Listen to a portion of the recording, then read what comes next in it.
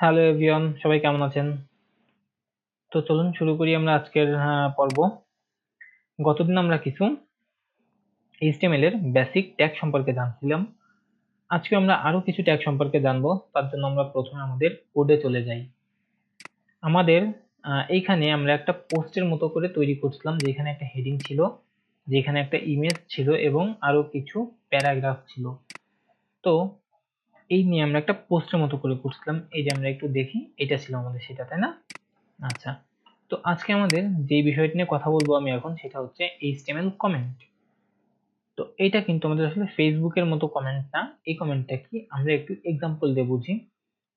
মনে করেন আপনার এই পোস্টটাই, আপনি যখন কোনো একটা বড় কোম্পানির হয়ে কাজ করবেন কিংবা কোথাও কাজ করবেন, তখন কিন্তু আপনাকে একাই এই কোড নিয়ে কাজ করতে হবে না। এর সাথে আপনার সাথে ব্যাকএন্ড ডেভেলপার থাকবে, ফ্রন্ট এন্ড ডেভেলপার থাকবে। তো আপনি মনে করেন এই যে মার্কআপটা তৈরি করলেন, এই মার্কআপটাই হয়তো আপনার ডেভেলপমেন্ট সেকশনে চলে যাবে, তাই না? তো এখন আপনি যে এখানে একটা পোস্ট লিখছেন, এই যে একটা পোস্ট, এই পোস্টটা লিখছেন, এটা কিন্তু এই কোড দেখে ডেভেলপমেন্টের সেকশনে যারা কাজ করবে, ডেভেলপাররা, তারা কিন্তু খুব দ্রুত বুঝতে নাও পারে যে আপনি এটা আসলে এই পোস্টের জন্য লিখছেন।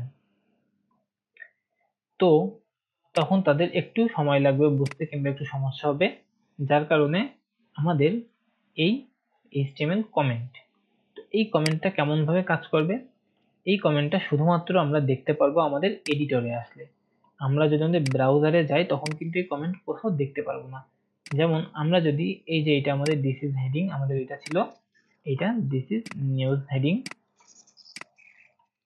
তো এখানে যদি আমরা এর উপর একটা কমেন্ট করি যে আচ্ছা, কমেন্ট লেখার সিস্টেমটা হচ্ছে প্রথমে একটা লেফট অ্যাঙ্গেল, তারপর একটা এক্সক্লামেটরি সাইন, তারপর দুইটা ড্যাশ, তারপর স্পেস দিয়ে আবার দুইটা ড্যাশ এবং রাইট অ্যাঙ্গেল। এটা হচ্ছে আমাদের একটা কমেন্টের ফরম্যাট। তো এখানে আমরা কিছু লিখি যে দিস ইজ নিউজ পোস্ট। ঠিক আছে, এই জিনিসটা লিখে দিলাম মনে করেন। তাহলে আমাদের যারা ব্যাক এন্ড ডেভেলপার থাকবে, ফ্রন্ট এন্ড ডেভেলপার থাকবে, যারা আপনার এই কোডগুলো নিয়ে কাজ করবে, তারা কিন্তু এই জিনিসটা দেখলে খুব সহজেই বুঝতে পারবে যে এখানে একটা পোস্ট আছে।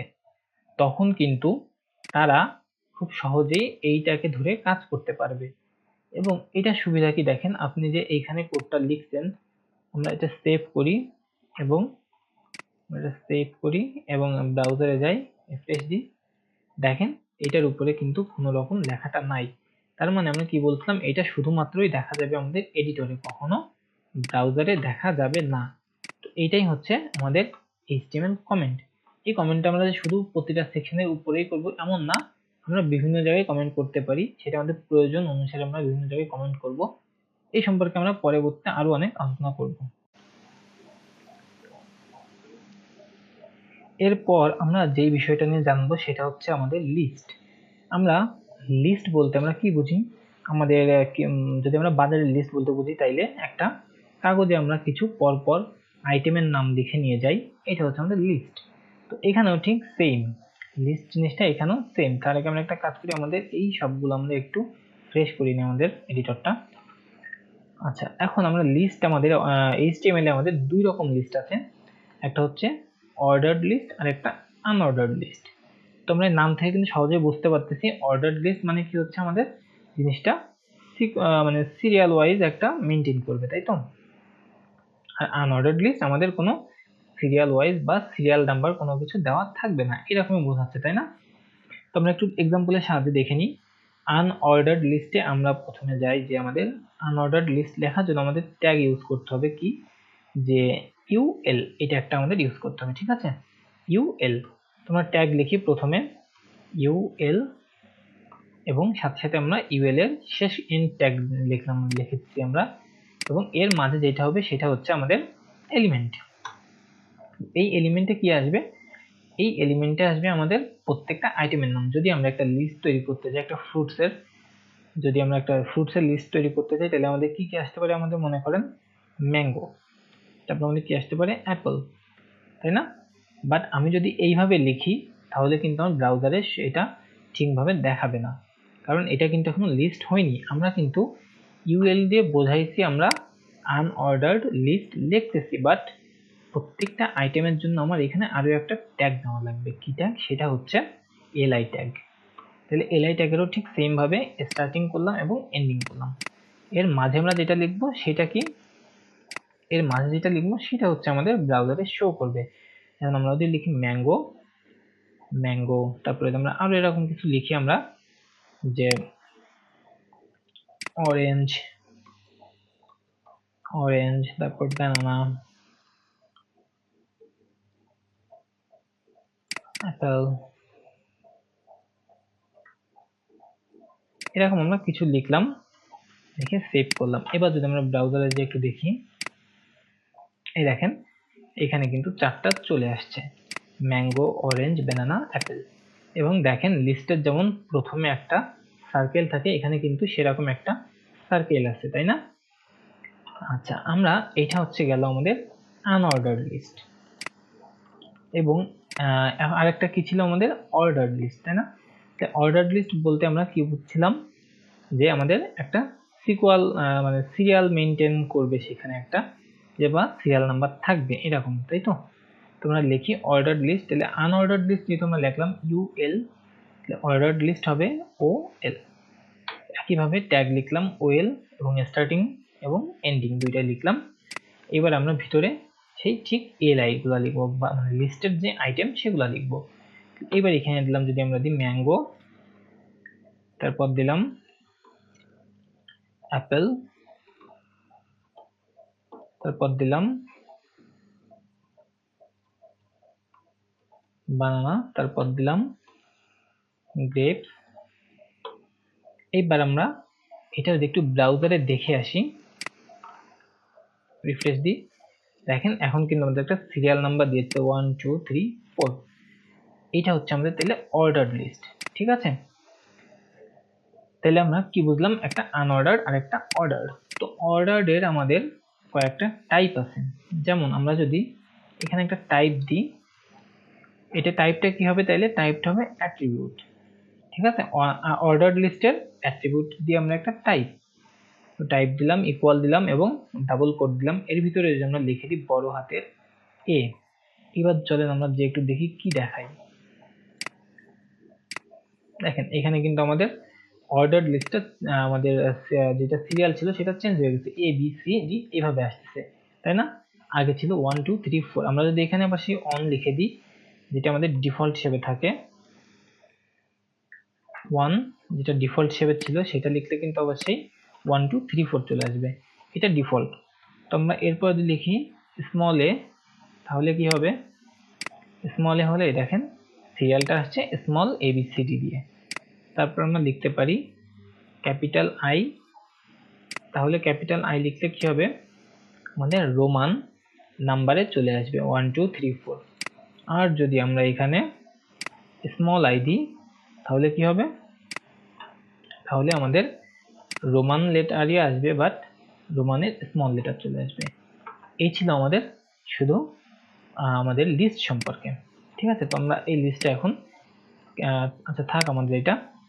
এরপরে আমরা নতুন টপিক শুরু করব ঠিক এখান থেকে। এরপরে আমরা যে টপিকটা শুরু করতে যাচ্ছি সেটা হচ্ছে টেবিল।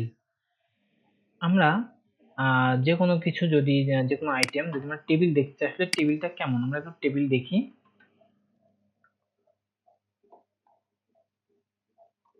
যদি আমরা টেবিল দেখতে চাই আসলে কেমন, এই দেখেন এগুলো হচ্ছে টেবিল।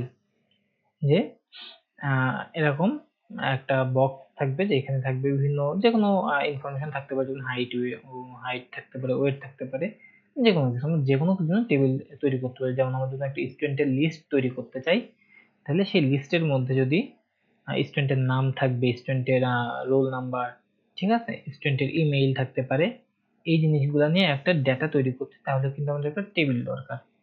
তো এরকম একটা টেবিল কিন্তু আমরা পেজ আমাদের যে ইয়ে থাকবে, ওয়েবসাইট থাকবে, সেই ওয়েবসাইটে তৈরি করতে পারি। কিভাবে? আমাদের কিছু HTML ট্যাগ আছে, যেটা হচ্ছে টেবিল ট্যাগ। টেবিল, তো এটারও আমাদের ঠিক একইভাবে ট্যাগ নিতে হবে, TABLE টেবিল।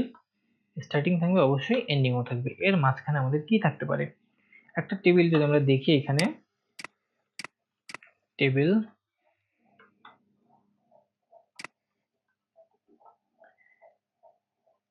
এখানে আমরা যদি টেবিলগুলো দেখি তাহলে কি আছে? এখানে টেবিলের প্রত্যেকটা টেবিল একটা রো আছে এবং কলাম আছে। তো আমরা এই কিছু রো দেখতে পাচ্ছি, আবার প্রত্যেকটা কলাম দেখতে পাচ্ছি, তাই না? আচ্ছা, এখন আমাদের এই যে HTML এ এসে আমরা যদি এখানে টেবিল দিছি, তাহলে আমাদের ফার্স্টে নিতে হবে টেবিল, তারপর এর ভিতর নিতে হবে টেবিলের প্রত্যেকটা রো। তা রো কে আমরা কি দিব? আমরা টি আর, এটা দিয়ে আমরা রো বোঝাবো, ঠিক আছে? একটা টেবিলের রো টি আর, এইটা একটা যদি আমরা দিই তাইলে হবে কি টি আর, ঠিক আছে? এইটা একটা দিলে আমাদের একটা টেবিলের রো তৈরি হয়ে গেল। এখন আমাদের একটা রো এর মধ্যে কিন্তু আরো বেশ কিছু কলাম থাকতে পারে, যেমন এখানে এই ইমেজটা দেখি আমরা, এখানে এই রোতে কি আছে? হেডিং দিচ্ছে যে সিএসএস প্রপার্টি, তারপর মানে এই রো এর এই ফার্স্ট কলামে, তারপর এই সেকেন্ড কলামে কি দিচ্ছে? আরেকটা হেডিং দিচ্ছে ইন্টারনেট এক্সপ্লোর, তারপরে আরেকটা দিচ্ছে ফায়ারফক্স, ক্রোম, সাফারি, অপেরা। এরকম একটা ইয়ে তৈরি করছে, যে টেবিল তৈরি করছে। আচ্ছা, তো আমরাও যদি এরকম একটা টেবিল তৈরি করতে চাই, তাহলে আমাদের এই রো এর ভিতর এরকম 4টা 5টা কলাম তৈরি করতে হবে, ঠিক আছে? তো এই কলাম, এখানে রো এর ভিতর যে কলামগুলো আছে সেই কলামগুলোর জন্য আমরা কিন্তু নিব একটা ট্যাগ, সেটা হচ্ছে টিডি। তাহলে এই টিডিটা হচ্ছে কলাম, এবং এই টিডির ভিতর আমরা লিখতে পারবো আমাদের এই জিনিসগুলা, যে এখানে যাই লিখতে চাই, ইএস, ইএস, বর্ডার রেডিয়াস, এই টাইপের যাই লিখতে চাই সেগুলাই কিন্তু আমরা এই এটা দিয়ে লিখতে পারবো, ট্যাগটা দিয়ে লিখতে পারবো। তো আমাদের যেহেতু এখানে কি আছে, এগুলো কিন্তু সব হেডিং, আমরা বুঝতে পারছি যে সিএসএস প্রপার্টি, ইন্টারনেট এক্সপ্লোর, এই জিনিসগুলো হেডিং। তো এই হেডিংটা লেখার জন্য আমরা টিডি নেব না, তখন নেব টি এইচ, ঠিক আছে? তখন আমরা নিব টি এইচ। আর যদি হেডিং বাদে অন্য কিছু থাকে তাহলে আমরা সেটা নিব টিডি। যেমন আমরা হেডিং লিখতে পারি, কিন্তু যদি একটা স্টুডেন্টের ডেটাবেস তৈরি করতে চাই তাহলে ফার্স্ট থাকে কিন্তু স্টুডেন্ট নেম, স্টুডেন্টস নেম, তাই না? আচ্ছা, তারপরে আরেকটা হেডিং কি থাকতে পারে? রোল নাম্বার, রোল নাম। তারপরে আরো একটা কি থাকতে পারে? এইজ, তাই তো? এরকম কিছু থাকতে পারে। আচ্ছা, এখন এইটা গেল আমাদের ফার্স্ট রো শেষ। মনে করেন আমাদের ফার্স্ট রোতে আমাদের এই হেডিং গুলা ছিল, যে স্টুডেন্ট নেম, তারপর রোল, তারপর এজ, এই তিনটা ফার্স্ট রোতে ছিল। এবার আমরা সেকেন্ড রোতে যাব। তো সেকেন্ড রোতে যাওয়ার জন্য আবার ঠিক একইভাবে টি আর, এভাবে একটা টিআর ট্যাগ নিব, এবং এর ভিতরে আমরা কি লিখবো? এখন কিন্তু আমাদের কোনো হেডিং নাই, হেডিং ছাড়া। তাহলে এখন আমরা কি লিখবো? আমাদের প্রথমে লিখছিলাম আমাদের স্টুডেন্ট নেম, তাহলে এইখানে আমরা টিডি দিয়ে লিখবো যে আমাদের স্টুডেন্টের নেম কি? মনে করেন জামাল খান, জামাল খান, এটা একটা স্টুডেন্টের নেম। তারপর আমরা আরেকটা টিডি নিব, যেটার ভিতর থাকবে স্টুডেন্টের রোল নাম্বার, কারণ আমাদের সেকেন্ডে কি ছিল? স্টুডেন্টের রোল নাম্বার, থার্ডে ছিল এজ, ঠিক আছে? আমরা সেকেন্ডে যখন আসবো তখন নিব রোল নাম্বার 220, এরকম একটা রোল নাম্বার। এখন আরেকটা জিনিস নিব, সেটা হচ্ছে স্টুডেন্টের এজ, মনে করলাম এজ 14 ইয়ার্স, এরকম। এই একটা স্টুডেন্টের আমরা ডেটাবেজের একটা স্টুডেন্টের ইনফরমেশন দিলাম, এরকম আরো অনেকগুলো স্টুডেন্টের ইনফরমেশন আমরা এখানে অ্যাড করব। এই যে পরপর অ্যাড করে যাই, সব কপি পেস্ট করে দিচ্ছি, আপনারা নাম টাম চেঞ্জ করে নেবেন এই জাতীয় এখান থেকে যা যা আছে। আচ্ছা, এবার যদি আমরা রিফ্রেশ করি তাহলে দেখি, এই দেখেন স্টুডেন্ট নেম, রোল নং, এজ সব সিরিয়ালি পাশাপাশি সুন্দর করে চলে আসছে। আমরা যদি নামগুলো চেঞ্জ করি তাহলে আসলে ভালো করে বুঝতে পারবো। জামাল খান, রহিম,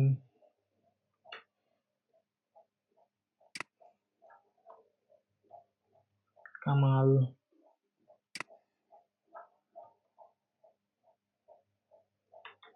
সাব্বির। আচ্ছা, এই দেখেন এবার কিন্তু খুব সুন্দর করে বোঝা যাচ্ছে যে পরপর আমাদের এভাবে চলে আসছে। তো এই হচ্ছে আমাদের টেবিল ট্যাগ। এই টেবিল ট্যাগের আরো কিছু জিনিস আছে আমাদের, যেমন এখানে আমরা কিন্তু টেবিলের বর্ডার দেখতে পাচ্ছি, তারপর এরকম, তারপর এই টেবিলটা দেখতে পাচ্ছি, আমাদের এই টেবিলে এখানে কিছু গ্যাপ আছে। তো এগুলা কিন্তু আমাদের করতে গেলে আমাদের আরো কিছু জানতে হবে, আমাদের সিএসএস প্রপার্টি লাগবে কিছু, যার কারণে আমাদের এই বর্ডার আমরা এখন দিচ্ছি না। আমরা সিএসএস পার্টে গেলে এই টেবিল নিয়ে আরো বিস্তারিত আলোচনা করব। আচ্ছা, আমরা এখন নেক্সট প্রপার্টিতে চলে যাই। তো এখানে আমাদের কিছু বেসিক নিয়ে আমরা আলোচনা করব। আমাদের মনে করেন আমরা আগের দিন কি করছিলাম, আমরা আগের দিন করছিলাম heading h1, this is heading, এরকম লিখলাম তাই তো। আচ্ছা, তারপরে আমরা আরো কি লিখছিলাম, আমরা প্যারাগ্রাফ ট্যাগ নিয়েছিলাম, এরকম একটা প্যারাগ্রাফ ট্যাগ নিয়েছিলাম তাই না, একটা প্যারাগ্রাফ ট্যাগ নিয়েছিলাম। তারপরে আমরা আরো কি নিয়েছিলাম, আমাদের অ্যাঙ্কর ট্যাগ নিয়েছিলাম। অ্যাঙ্কর ট্যাগে ছিল আমাদের কিছু একটা ছিল, তো এরকম পরপর 2-3টা অ্যাঙ্কর ট্যাগ নিয়ে নিই।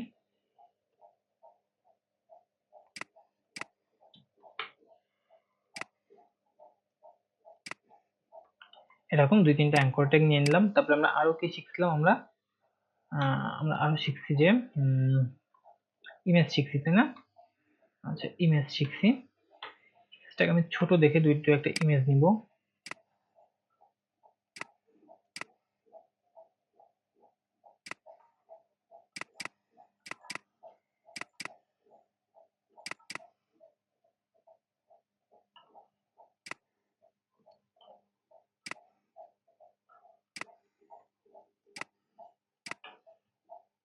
এই ইমেজটা আমরা নিব, আমাদের ইমেজের রিসার্চ থেকে।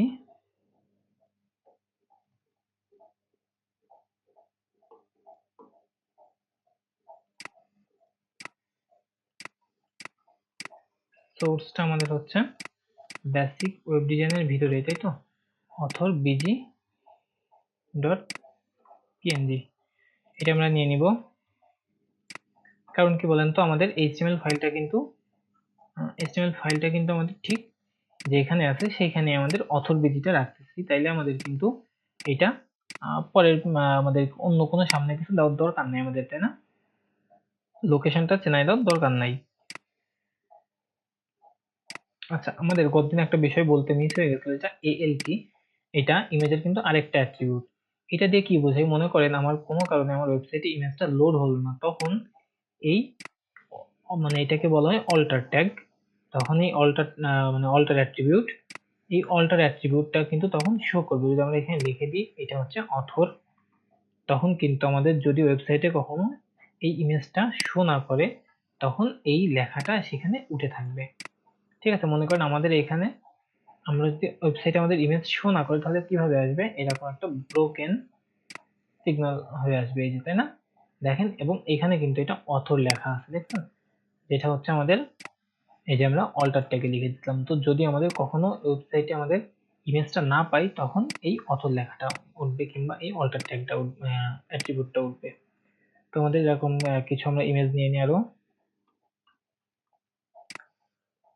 আচ্ছা, এখন আমরা দেখি ফার্স্টে কি নিছি, আমাদের হেডিং, এই যে হেডিং, তারপরে আছে কি আমাদের প্যারাগ্রাফ, এই যে আমাদের প্যারাগ্রাফ, তারপরে আমরা নিচ্ছি কয়েকটা লিংক বা অ্যাঙ্কর ট্যাগ, এই যে 4টা অ্যাঙ্কর ট্যাগ নিচ্ছি আমরা, এই যে গো অন, গো টু, 2, 3, 4, তারপরে আমরা নিচ্ছি কি 4-5টা ইমেজ। আচ্ছা, তারপরে আমরা কি নিছি, আমাদের এই যে প্রত্যেকটা লিস্ট, এখানে নিচে আছে আমাদের লিস্ট করা, আর লাস্টে আছে কি টেবিল। টেবিল পর্যন্ত আমরা যাচ্ছি না। তো এই কয়টাতে আমি একটা জিনিস বোঝাইতে চেষ্টা করি। মনে করেন এই যে হেডিংটা আছে তাই না, আমরা হেডিং এর পরেই কিন্তু লিখছি কি আমাদের প্যারাগ্রাফ, কিন্তু দেখেন হেডিং এর পরে প্যারাগ্রাফ লেখা সত্ত্বেও আমার এই প্যারাগ্রাফটা কিন্তু হেডিং এর এই পরের থেকে শুরু হচ্ছে না, কি করতেছে এই জিনিসটা আর একটা নতুন একটা লাইন নিয়ে এই প্যারাগ্রাফটা শুরু হয়েছে। ঠিক আছে, এখন যদি আমরা আরো একটা প্যারাগ্রাফ দিই, যদি এর আরো একটা প্যারাগ্রাফ আমরা এখানে দিয়ে যার একটা প্যারাগ্রাফ নিলাম, এইটা যদি দেখি তাহলে কি হবে, এটা কিন্তু এই প্যারাগ্রাফের সাথে আবার মিক্স করতেছে না, তাই না? আবার নতুন করে এও একটা লাইন নিয়ে শুরু করছে। কিন্তু আমরা যদি এখানে দেখি যে আমাদের অ্যাঙ্কর ট্যাগ গুলা এখানে গো টু 1 গো টু 2 এরকম আছে, তাই না? এরকম আছে আমাদের অ্যাঙ্কর ট্যাগ গুলা, আমরা একটু সেপারেট করে দিই। অ্যাঙ্কর ট্যাগ গুলো কিন্তু এরকম গো টু 1 গো টু 2 এভাবে আছে, তাই তো? এই যে, কিন্তু একটা জিনিস দেখেন, অ্যাঙ্কর ট্যাগ গুলা কিন্তু এরকম হেডিং কিংবা প্যারাগ্রাফের মতো নতুন করে এক একটার জন্য আলাদা আলাদা লাইন শুরু করতেছে না। এই অ্যাঙ্কর ট্যাগটা কিন্তু কখনোই নতুন লাইন শুরু করতেছে না, কিংবা এই অ্যাঙ্কর ট্যাগটাও কখনো নতুন লাইন শুরু করতেছে না, কারণ কি এগুলো পরপর পাশাপাশি আছে। ইভেন এই 4টা 5টা যে ইমেজ আছে এই ইমেজগুলোও পাশাপাশি আছে, দেখেন এই যে প্রত্যেকটা পাশাপাশি, এবং এইগুলা কিন্তু এই ইমেজ অ্যাঙ্কর ট্যাগের এরকম একটা পাশ থেকে শুরু হয়েছে, যদিও আমরা কিন্তু নতুন লাইন করে দিচ্ছি, তারপরেও এটা শুরু হয়েছে কোথা থেকে, এই অ্যাঙ্কর ট্যাগের পাশের থেকে। তারপর আরো একটা জিনিস, আমাদের এই লিস্ট গুলাও কিন্তু দেখেন প্রত্যেকটা আলাদা আলাদা একটা সেপারেট লাইন নিয়ে আসে, প্রত্যেকে একটা সেপারেট লাইন। এই লিস্ট এই একটা আছে আমাদের, এই একটা, তারপরে এই একটা, এভাবে প্রত্যেকটা লিস্টের যে আইটেম গুলা কিন্তু প্রত্যেকটা আলাদা আলাদা করে সেপারেট লাইন নিয়ে আসে, তাই না? তাহলে এখানে কি একটা বিষয় হচ্ছে যে, যার কারণে কেউ একটা ফুল এরিয়া নিয়ে রয়েছে, কিংবা আমাদের ফুল যেই আমাদের ব্লক, সেই ব্লকটা দিয়ে আছে, তাই না? হেডিং এই পুরো ব্লকটা নিয়ে কিন্তু হেডিং, তারপর এইখানে যে লাইন, এই লাইনের পুরো ব্লকটা নিয়ে কিন্তু আমাদের এই প্যারাগ্রাফ, এই যে প্যারাগ্রাফ এর জায়গা কিন্তু ঠিক এই শেষ পর্যন্ত, তারপর এই যে প্যারাগ্রাফ এর জায়গাও কিন্তু ঠিক এই যে শেষ পর্যন্ত। এখন এইগুলা কেন এরকম হচ্ছে, আবার এইগুলা অ্যাঙ্কর ট্যাগ গুলা কেন আলাদা আলাদা লাইন নিচ্ছে না? তো এইটা জানার জন্য আমাদের যে জিনিসটা জানতে হবে সেটা হচ্ছে ব্লক লেভেল এলিমেন্ট আর ইনলাইন এলিমেন্ট। খুব ইম্পর্টেন্ট একটা বিষয়, block level element and inline element. তো এইটা জানার জন্য আমরা জানবো আগে কিছু ব্লক লেভেল এলিমেন্ট আর ইনলাইন এলিমেন্টের এক্সাম্পলে চলে যাই।